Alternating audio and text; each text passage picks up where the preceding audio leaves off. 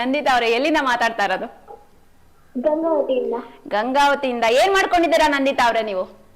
9th standard ಓದ್ತಾ ಇದ್ದೀನಿ. 9th standard ಓದ್ತಾ ಇದ್ದೀರಾ?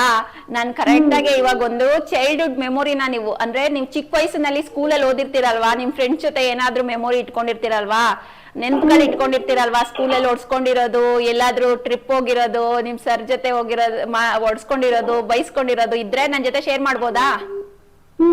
ಹಾ ಹೇಳಿ. ನಾವು ಚಿಕ್ಕವರಿದ್ದಾಗ ಒಂದ್ಸರಿ ದೇವಸ್ಥಾನಕ್ಕೆ ಹೋಗಿದ್ವಿ. ದೇವಸ್ಥಾನಕ್ಕೆ ಹೋಗಿದ್ರಾ? ಯಾವ ದೇವಸ್ಥಾನಕ್ಕೆ ಹೋಗಿದ್ರಿ? ಯಾರ್ಯಾರು ಹೋಗಿದ್ರಿ? ನಮ್ ಫ್ರೆಂಡ್ಸ್ ಇದ್ವಿ, ನಮ್ ಫ್ರೆಂಡ್ಸ್ ಎಲ್ಲ ಹೋಗಿದ್ವಿ. ಫ್ರೆಂಡ್ಸ್ ಎಲ್ಲ ಹೋಗಿದ್ರಾ?